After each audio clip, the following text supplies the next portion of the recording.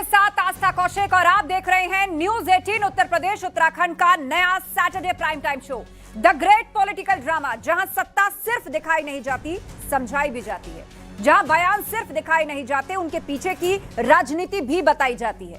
जहां हर मुस्कान का मतलब होता है तो हर चुप्पी का भी संदेश होता है। चुनाव हो या गठबंधन, बयान हो या उसके पलटवार, रणनीति हो या हो सियासी पटकथा, देश की सबसे बड़ी राजनीतिक प्रयोगशाला उत्तर प्रदेश और उत्तराखंड की हर सियासी हलचल का होगा गहराई से विश्लेषण। यहां न सिर्फ सुर्खियां होंगी बल्कि सुर्खियों के पीछे की असली कहानी भी होगी। बयान वीरों की बात होगी तो वहीं चौपाल पर होने वाली पॉलिटिकल गपशप भी आपको दिखाएंगे। साथ ही कवियों की ज़बानी दिलचस्प अंदाज में सुनिएगा सियासी कहानी, क्योंकि राजनीति सिर्फ खबर नहीं, लोकतंत्र की सबसे बड़ी स्टोरी है। तो आइए शुरू करते हैं न्यूज 18 उत्तर प्रदेश उत्तराखंड का नया Saturday prime time show the great political drama.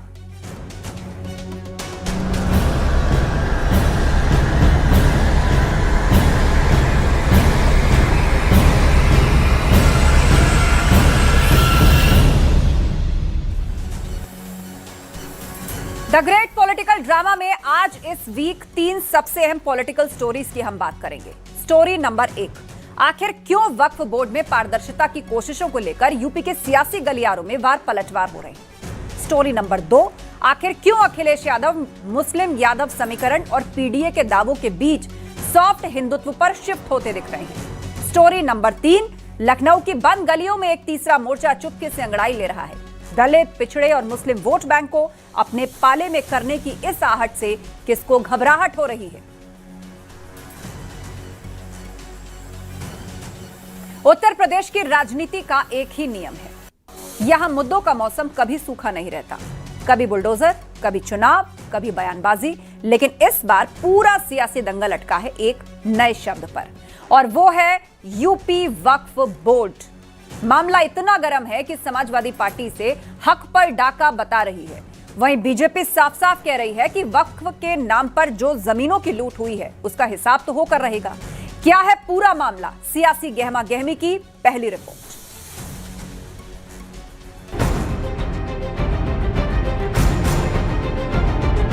वक्फ संशोधन अधिनियम के अनुसार ही उत्तर प्रदेश में भी वक्फ बोर्ड का गठन होगा। उत्तर प्रदेश की सियासत में वक्फ बोर्ड को लेकर एक बार फिर ऐसी आंच उठी है कि राजनीतिक चूल्हे सुलगने लगे हैं। मामला ये है कि अब यूपी के वक्फ बोर्ड में गैर मुस्लिम यानी हिंदू चेहरों की एंट्री होने जा रही है। मध्य प्रदेश के बाद अब योगी सरकार भी यूपी में एमपी मॉडल लागू करने की तैयारी में है। बस फिर क्या था, लखनऊ से लेकर दिल्ली तक बयानों के तीर चलने शुरू हो गए। बोर्ड जो है एक प्रशासनिक ढांचा है।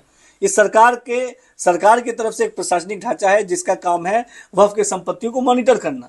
उसमें क्लर्क है, कल को कोई ये कहेगा वो क्लर्क है, वो हिंदू क्यों है, नॉन मुस्लिम क्यों है, वो प्रमुख सचिव वो नॉन मुस्लिम क्यों है, तो ये कोई तर्क नहीं। पहले जरा ये समझ लीजिए कि ये पूरा माजरा है क्या। दरअसल केंद्र सरकार के वक्फ अधिनियम 2025 के तहत अब राज्य वक्फ बोर्डों का पुनर्गठन हो रहा है। यूपी सरकार के मंत्री दानिश आजाद अंसारी ने साफ कर दिया है कि नए बोर्ड में 2 गैर मुस्लिम सदस्य शामिल किए जाएंगे। सिर्फ यही नहीं, इस नए बदलाव के तहत पिछड़े पसमानदा मुसलमानों और महिलाओं को भी बोर्ड में अहम प्रतिनिधित्व मिलेगा। सरकार का तर्क है कि इससे वक्फ की करोड़ों की संपत्तियों के मैनेजमेंट में पारदर्शिता आएगी और भ्रष्टाचार या संपत्तियों की हेराफेरी पर लगाम लगेगी। बोर्ड जो है एक प्रशासनिक ढांचा है। इस सरकार की तरफ से एक प्रशासनिक ढांचा है जिसका काम है वक्फ के संपत्तियों को मॉनिटर करना। उसमें क्लर्क है, कल को कोई ये कहेगा वो क्लर्क है, वो हिंदू क्यों है, नॉन मुस्लिम क्यों है, वो प्रमुख सचिव वो नॉन मुस्लिम क्यों है, तो ये कोई तर्क नहीं। विपक्ष के पास देखिए, विपक्ष के पास ना कोई एजेंडा है ना कोई तर्क है, केवल मुस्लिम समाज को गुमराह करके और अपनी राजनीतिक रोटियां सेकना, ये विपक्ष का एजेंडा है। अब जहां कानून की बात आती है वहां यूपी में राजनीति ना हो, ऐसा तो मुमकिन ही नहीं है। इस फैसले पर all India Muslim personal law board ने मोर्चा खोल दिया है। उनका कहना है कि वक्फ पूरी तरह से मुसलमानों का धार्मिक मामला है। जब 90% संपत्तियां मस्जिद, मदरसे या कब्रिस्तान है, तो गैर मुस्लिमों को इसके रखरखाव का अनुभव कैसे होगा। तो अभी तक सुनवाई नहीं हुई है। जब तक सुनवाई न हो, जब तक इस तरह से हड़बड़ी में नहीं होना चाहिए, थोड़ा रुकें। दूसरी ये है कि जब किसी भी मंदिर या किसी दूसरी हिंदू रिलीजन कमेटी में कोई मुसलमान नहीं हो सकता तो फिर वक्फ बोर्ड में क्यों? उधर समाजवादी पार्टी ने तो इसे मुस्लिम अधिकारों पर सीधा हमला बताते हुए सड़कों पर उतरने की चेतावनी दे दी है। विपक्ष का सीधा आरोप है कि सरकार इस बहाने वक्फ संपत्तियों पर अपना कंट्रोल बढ़ाना चाहती है। मैं समझता हूँ इसमें गैर मुस्लिमों को शामिल करना किसी भी कीमत पर बोर्ड के संचालन में मदद नहीं करेगा, बोर्ड की साख और खत्म होगी। इसलिए बेहतर ही हो कि पुराना जो तरीका है वक्फ बोर्ड का उसी को रहने दें, गैर मुस्लिमों को इसमें शामिल करने की आवश्यकता नहीं। वहीं बीजेपी पलटवार करते हुए कह रही है कि विपक्ष सिर्फ मुसलमानों को गुमराह कर रहा है और वक्फ की संपत्तियों पर जो सालों से लूट मची थी उसे रोकने से विपक्ष डर रहा है। हर तरफ जहां भी बात करिए पता चलता है कि यहाँ पर सारे विपक्षी पार्टियों के नेता या उनसे जुड़े कुछ मुस्लिम धर्मगुरु इस पर कुंडली मार कर बैठे हैं और ना ही कोई हिसाब किताब इन्होंने दिया है। हजारों करोड़ की वक्फ संपत्तियों की लूट हुई है। कुल मिलाकर बात यह है कि उत्तर प्रदेश सुन्नी सेंट्रल वक्फ बोर्ड का कार्यकाल मार्च 2026 में ही खत्म हो चुका है और नए बोर्ड के गठन की प्रक्रिया चालू है। सरकार इसे सुधार और पारदर्शिता का नाम दे रही है तो विपक्ष इसे धार्मिक स्वायत्तता में दखल बता रहा है। अब देखना ये होगा कि यूपी में जब ये नया वक्फ बोर्ड धरातल पर उतरेगा तो ये सियासी आग ठंडी होगी या चुनावी मौसम में और भड़केगी। Bureau report, news 18।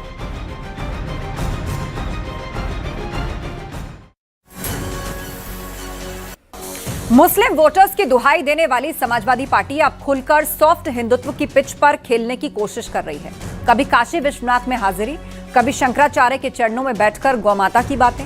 आखिर अखिलेश यादव के इस बदले बदले सनातनी तेवर के पीछे की असली क्रोनोलॉजी क्या है और मुख्यमंत्री योगी आदित्यनाथ ने आखिर क्यों एक बार फिर हनुमानगढ़ी और नमाज वाला प्रहार किया है? सियासी गहमा गहमी में करेंगे विश्लेषण।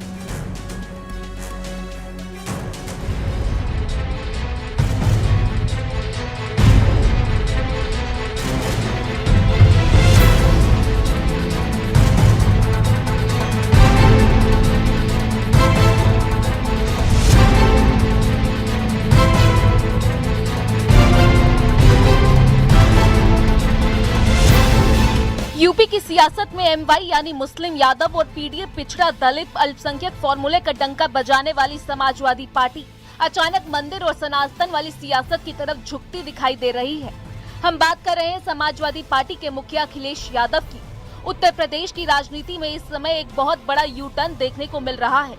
मुस्लिम वोटर की दुहाई देने वाली सपा धीरे धीरे लेकिन बहुत सफाई से सॉफ्ट हिंदुत्व की पिच पर बैटिंग करने उतर चुकी है। आखिर ये माजरा क्या है और क्यों अखिलेश यादव का झुकाव सनातन की तरफ दिख रहा है? ये यूपी की सियासत का अहम सवाल है। अगर आपको लगता है कि ये सिर्फ हवाई बातें हैं तो जरा इन हालिया तस्वीरों पर गौर फरमाइए। तस्वीर नंबर 1, सफाई और इटावा के अपने गढ़ में अखिलेश यादव 11 एकड़ की जमीन पर भव्य केदारेश्वर महादेव मंदिर बनवा रहे हैं। यानी बीजेपी के पास अयोध्या है तो सपा के पास केदारनाथ का मॉडल। तस्वीर नंबर 2, सिर्फ मंदिर बनवाना ही नहीं, यादव परिवार काशी विश्वनाथ मंदिर में बाबा का जलाभिषेक करते और वीआईपी दर्शन छोड़ आम जनता की तरह कतार में लगते दिखा। तस्वीर नंबर 3, लखनऊ में खुद अखिलेश यादव बड़े मंगल के मौकों पर सड़कों पर उतरकर भंडारे में पूरी सब्जी बांटते और जय बजरंगबली के नारे लगाते नजर आए। तस्वीर नंबर 4, शंकराचार्य स्वामी अभिमुक्तेश्वरानंद लखनऊ आए तो अखिलेश यादव सीधे उनके चरणों में जा बैठे। आधे घंटे की मुलाकात में राम मंदिर के चढ़ावे में हुई गड़बड़ी का मुद्दा उठाया, बीजेपी को घेरा और गौ माता को राष्ट्रमाता का दर्जा देने की पैरवी तक कर डाली। उन्हें कोई श्रद्धा और आस्था से परवाह नहीं है। मर्यादाएं को लांग गई ये सब लोग। जब तक कि दिल्ली वाले को सोच पाते, लखनऊ वालों ने अपने हाथ में सब कुछ ले लिया। जब अखिलेश यादव खुद को बड़ा सनातनी साबित करने में जुटेंगे तो बीजेपी के निशाने पर उनका आना तय है। सीएम योगी आदित्यनाथ लगातार तीखे पलटवार कर रहे हैं। जो ये लोग आस्था की बात करते हैं, याद करो ना, इन्होंने तो हमारी पवित्र हनुमानगढ़ी में इन्होंने तो वहां नमाज भी पढ़वाने का काम किया था। आप सोचो,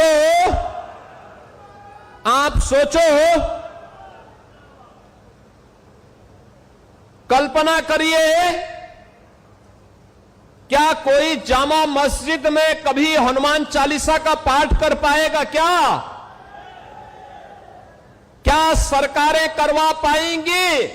क्या समाजवादी पार्टी और कांग्रेस करवा पाएगी?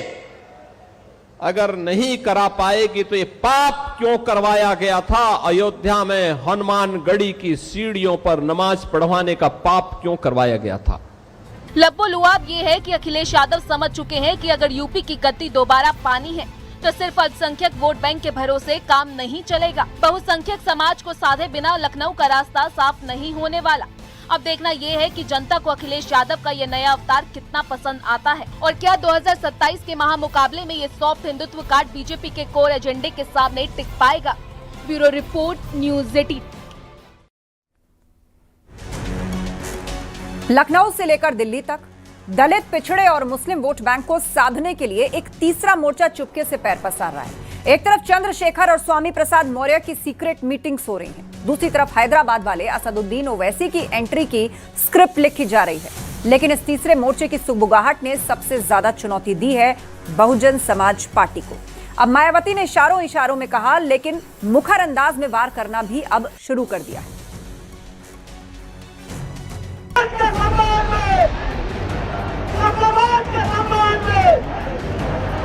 हमें और ताकत बनानी पड़ेगी और हमें और लड़ाई लड़नी पड़ेगी।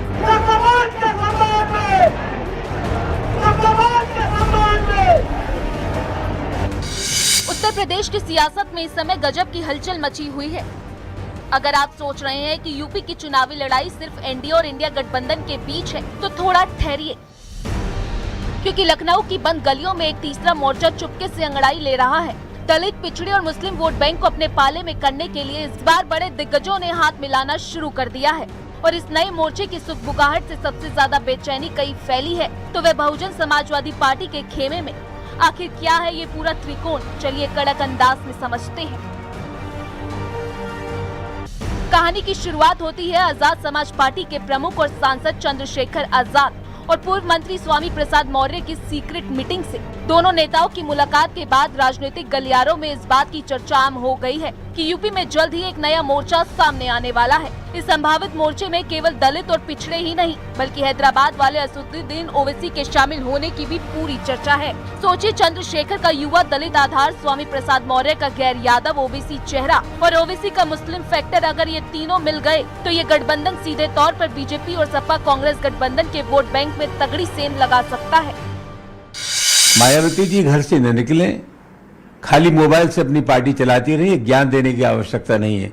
जो संघर्ष करेगा वो टिकेगा, जो संघर्ष नहीं करेगा वो खत्म हो जाएगा। तो कुल मिलाकर के उन्हें ये समझना चाहिए कि ये जो विरोध हो रहा है ये भी राजनीति में एक तरीका है लोगों के साथ हमदर्दी दिखाने का। तो कुल मिलाकर के सरकार अगर बेलगाम हो रही है, दलितों पर अत्याचार हो रहे हैं, बेसहारा बेबस लोग हैं, उनको पीटा जा रहा है, किसानों का शोषण हो रहा है, तो वक्त का तकाजा है कि प्रतिपक्ष इन सब चीजों को लेकर के संघर्ष करे। और मैं समझता हूँ ये जो कुछ होता है वो राजनीति का हिस्सा है, ये बात उनको समझ में आनी चाहिए। अब जहां एक तरफ चंद्रशेखर आजाद खुद को दलितों के नए मसीहा के तौर पर स्थापित करने में जुटे हैं, वहीं दूसरी तरफ दलित सियासत की आयरन लेडी यानी मायावती शायद अब इसे बसपा की दलित राजनीति के लिए सीधा खतरा मान रही है। दलित वोट बैंक पर अपनी पकड़ मजबूत बनाए रखने के लिए मायावती ने तल्ख अंदाज में इशारों में चंद्रशेखर को निशाने पर लिया है। दरअसल ललिता गौतम मर्डर केस को लेकर प्रदर्शन करने वाले चंद्रशेखर पर इसे सीधा निशाना माना जा रहा है। मायावती ने कहा, विभिन्न पार्टियां हैं, संगठन है, उन्हें सड़कों पर उतारती है, दुखी पीड़ित लोगों को भड़काकर गुमराह करके, और करते ये हैं कि पहले ऐसे संगठन व पार्टियां हिंसा व हंगामा व सड़क जाम जैसा बवाल आदि कराती हैं और फिर उनके मुखिया मगरमच्छ की तरह आंसू बहाने के लिए घटनास्थल पर पहुंचकर अपनी राजनीतिक रोटी सेकते हैं और उससे पीड़ितों को न्याय मिलने वाला नहीं है, बल्कि वर्तमान हालातों में ये इन वर्गों के लोगों की मुसीबत और परेशानी को और भी अधिक बढ़ाने वाला ही है। कि कुछ संगठन राजनीति चमकाने के लिए पीड़ित परिवारों को भड़काकर सड़कों पर उतार देते हैं, जिससे हिंसा और सड़क जाम जैसी घटनाएं होती हैं। उनके नेता घटनास्थल पर पहुंचकर राजनीतिक रोटियां सेकते हैं, जिससे पीड़ितों को इंसाफ नहीं मिलता बल्कि मुश्किलें बढ़ती हैं। साफ है कि चंद्रशेखर जहां मायावती के कोर जाटा वोट बैंक में सेंध लगाने की पुरजोर कोशिश कर रहे हैं, वहीं मायावती अपने इस पुराने किले को बचाने के लिए नए आक्रामक तेवर अपना रही है। अब देखना दिलचस्प होगा कि ओवैसी, चंद्रशेखर और स्वामी प्रसाद मौर्य का ये तीसरा मोर्चा हकीकत का रूप लेता है या फिर मायावती का हाथी इस मोर्चे को कुचलकर अपनी बादशाहत कायम रखता है। Bureau report, news 18।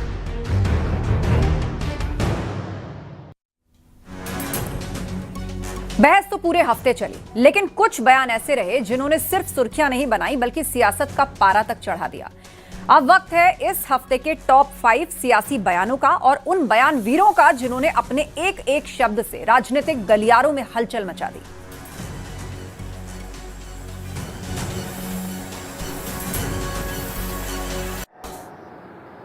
कर्ण मंदिर का विवाद भी इन्होंने खड़ा करवाया था। और याद करिए, हम सबकी आस्था की प्रतीक अयोध्या में भगवान राम के मंदिर के निर्माण में भी सबसे बड़ी बाधा यही लोग थे। राम भक्तों पर गोली चलाने वाले लोग हैं, भगवान राम के अस्तित्व पर प्रश्न खड़ा करने वाले लोग हैं और पवित्र हनुमानगढ़ी की सीढ़ियों पर नमाज पढ़ाने वाले लोग हैं ये लोग। हमने क्या किया क्या नहीं किया इसका मूल्यांकन सरकार जनता करती है। और मैं समझता हूँ आज योगी आदित्यनाथ सरकार में है, इन्हें फालतू की बात नहीं करनी चाहिए। हमारे दौर में जो कुछ हुआ हमने जो उचित समझा वो हमने किया। ये सरकार बीजेपी की है, इनका जो अपना एजेंडा है उसको लागू कर रहे हैं, तो बेवजह की बातें करने से कोई फायदा नहीं।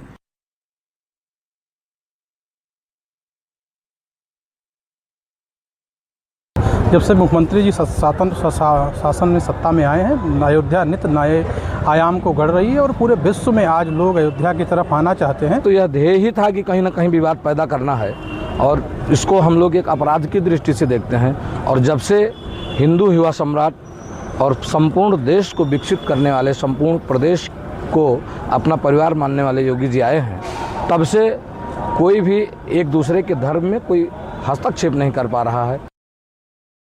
तैयार होते हैं तब तक उनका हमको दिखाई दे जाता है फोटो, उनके करलवा के बगलिया में हम रहते हैं, तो हमको याद आ जाता है कि उन्होंने तलाक दिया है हमको, तो हमने कबूल कर लिया है। देखते ही हमको गुस्सा बढ़ जाता है तो हम अपना ट्वीट कर देते हैं।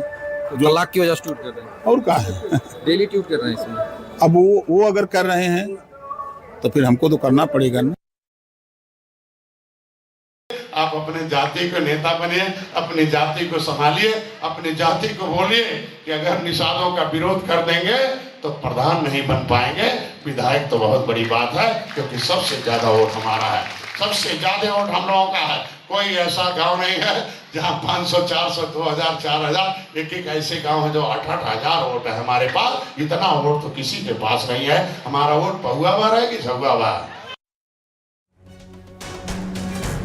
क्या अखिलेश यादव का बदला हुआ राजनीतिक अंदाज सिर्फ छवि का बदलाव है या 2027 की चुनावी तैयारी? इन्हीं सवालों के जवाब तलाशने के लिए हमारी टीम पहुंची है लखनऊ की गलियों में। न्यूज़ 18 की चुनावी गपशप में जनता का मूड क्या दिखा, ये रिपोर्ट देखिए। अखिलेश यादव जिस सॉफ्ट हिंदुत्व को लेकर चल रहे हैं, क्या इससे समाजवादी पार्टी को वो 2027 के चुनाव में जिता पाएंगे? क्या हिंदू अखिलेश यादव के साथ जुड़ेगा? 2027 के रण में क्या सॉफ्ट हिंदुत्व के सहारे अखिलेश यादव चुनाव जीत पाएंगे? ये बहुत दूर की कौड़ी है भाई। हिंदुत्व न सॉफ्ट होता है न हार्ड होता है। हाँ जी। और हिंदुत्व तो नहीं, सनातन धर्म के लिए या भारत देश के लिए या उत्तर प्रदेश के लिए अभी योगी से बढ़िया चेहरा तो कोई दिखता नहीं है, कोई कैरेक्टर नहीं। आज जिस तरह से अविमुक्तेश्वरानंद जो शंकराचार्य हैं वो पहुंचे हैं, ये सब अखाड़ा का काम है, पहलवानी करना। कहाँ राजनीति में आ गए ये लोग? हाँ। अखाड़े के हैं ना ये सब, इनका अखाड़ा होता है पहलवानी। शंकराचार्य हैं अविमुक्तेश्वरानंद जी। मैं ये सब नहीं मानता। आपको क्या लगता है कि सॉफ्ट हिंदुत्व के सहारे अखिलेश यादव जिस तरह से उन्होंने दामन पकड़ लिया है शंकराचार्य स्वामी अविमुक्तेश्वरानंद जी का, क्या लगता है 2027 के चुनावी रण में वो जीत पाएंगे योगी जी से? कुछ बदलने नहीं वाला है फिलहाल। कुछ बदलने वाला नहीं है मतलब? आप जो हिंदुत्व की बात कर रहे हैं तो सभी जानते हैं कि हिंदुत्व को लेकर के कौन चल रहा है, और बाकी जो दिखावा कर रहे हैं उनको भी सभी जान रहे हैं। क्या अखिलेश यादव जिस तरह से शंकराचार्य जी से जुड़ रहे हैं और मुक्तेश्वरानंद जी से, क्या उनका जो सेट वोट बैंक माना जाता है कि मुसलमान उनका सेट वोट बैंक है, कहीं वो खिसक तो नहीं जाएगा? अब ये क्या कहा जा सकता है, ये तो पार्टी के अध्यक्ष को ही सोचना चाहिए कि क्या होगा। हमको बहुत पहले तय करना चाहिए किनको? अखिलेश जी को, कि हम हिंदू हैं कि हम मुसलमान हैं। तो वो तो है, तो हिंदू ही मंदिर भी बनवा रहे हैं। घर सजाने का तस्वुर तो बहुत बात का है। पहले ये तय हो कैसे बचाया जाए। तो कैसे बचाया जाए? कैसे बचाया जाए? अब बचा ही क्या जो बचाया जाए। मतलब अखिलेश जी उन्होंने का बचा जब नहीं तक है। सत्ता में रहे, उनके पारिवारिक, उन्होंने एक मंदिर का निर्माण तो किया नहीं। निर्माण जो हुआ वो आप भी बेहतर जान रहे हैं। लेकिन वो इटावा में करवा तो रहे हैं मंदिर का निर्माण। इटावा में ही करवा रहे हैं ना, तो इटावा की राजनीति कर रहे हैं। राजनीति उत्तर प्रदेश की है, ना कि इटावा की है। अब तो उनको शंकराचार्य स्वामी अभी मुक्तेश्वरानंद जी का हाथ उनके सर पर है। आखिरी रास्ता ही एक ईश्वरी है, तो अब वहीं जाएंगे वो। तो क्या लगता है कि अखिलेश जी ये जो सॉफ्ट हिंदुत्व मंदिर वो इटावा में बनवा रहे हैं और अब शंकराचार्य के चरणों में बैठे हैं, आपको क्या लगता है इसके सहारे वो 2027 में चुनाव जीत जाएंगे, सॉफ्ट हिंदुत्व के सहारे? हो सकता है, कुछ कहा नहीं जाता। चुनाव का तो मामला ऐसा ही होता है, कुछ कहा नहीं जा सकता उसमें। तो क्या अखिलेश जी के इस सॉफ्ट हिंदुत्व से आप मुस्लिम हैं, मुसलमान नाराज नहीं हो जाएगा? नाराज उनको तो दोनों को लेके चलना होता है ना। उनको भाई एक सिंगल चलते ही नहीं है। वो सिंगल तो खाली भाजपा लोग चलते हैं। खाली जो है अगर सपा को देखा जाए तो वो हिंदू मुसलमान दोनों लोग लेके चलते हैं साथ। और अब वक्त है कवि जी का हिंका। दुनिया ने देखा भारत का मान, कूटनीति से बड़ी देश की शान। क्या वैश्विक मंच पर भारत की बढ़ती भूमिका घरेलू राजनीति में भी असर डालती है? इसी कविता में पिरोया है कवि ईश्वर चंद गंभीर ने, आप भी सुनिए। जी सा कोई न देखा सारे हिंदुस्तान में, तभी तो होती नतमस्तक दुनिया इनके सम्मान में। मोदी जी सा कोई न देखा सारे हिंदुस्तान में, तभी तो होती नतमस्तक दुनिया इनके सम्मान में। और देखें क्या विशेषता मोदी जी। त्याग दिया परिवार देश की खातिर सबने देखा है, नामुमकिन को मुमकिन कर दे हाथ में ऐसी रेखा है। बदल दिए तस्वीर वो पहले जैसा, अब कश्मीर नहीं।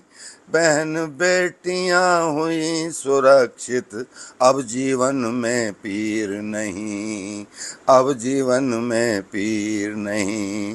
घर घर फहरा रहा तिरंगा, घर घर फहरा रहा तिरंगा। भारत माँ की शान में, तभी तो होती नतमस्तक दुनिया इनके सम्मान में। सेना का अब कहना क्या, पहले से शक्तिशाली है। जल हो बल हो या नभ हो, मिलकर के डोर संभाली है। दुनिया के देशों में जाकर अपना परचम फहराया। देख गर्जना शेर के जैसी, हर एक दुश्मन थर्राया।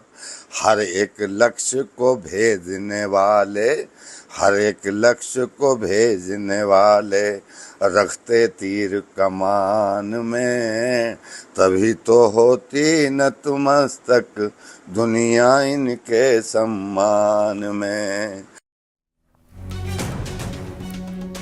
तो इस हफ्ते की सियासत ने कई सवाल छोड़ दिए। एक तरफ अखिलेश यादव की बदलती राजनीतिक रणनीति पर चर्चा है, जिसे कई राजनीतिक विश्लेषक सॉफ्ट हिंदुत्व की दिशा में बदलाव के रूप में दिख रहे हैं। दूसरी तरफ वक्फ से जुड़े मुद्दों पर उत्तर प्रदेश की राजनीति में आरोप प्रत्यारोप तेज है। जहां सत्ता और विपक्ष अपने अपने राजनीतिक संदेश गढ़ने में जुटे हैं, उधर तीसरे मोर्चे की संभावनाओं की भी चर्चा है। लेकिन सवाल वही, क्या विपक्ष एक मंच पर आएगा या अलग अलग राहें ही चुनेगा? और बहुजन राजनीति के केंद्र में एक और चुनौती खड़ी है, क्या मायावती अपनी राजनीतिक जमीन को पहले की तरह मजबूत बनाए रखेंगी या नए समीकरण उनके सामने नई परीक्षा खड़ी करेंगे? 2027 अभी दूर है, लेकिन सियासी चालें तेज हो चुकी हैं, बयानों के तीर चल रहे हैं, समीकरण बदल रहे हैं और हर दल अपनी अपनी बिसात बिछाने में लगा है। फिलहाल आज के लिए बस इतना ही। अगले हफ्ते फिर मिलेंगे उत्तर प्रदेश और उत्तराखंड की राजनीति के नए किरदारों, नए दांव और नई पटकथा के साथ। तब तक के लिए मुझे दीजिए इजाजत। नमस्कार।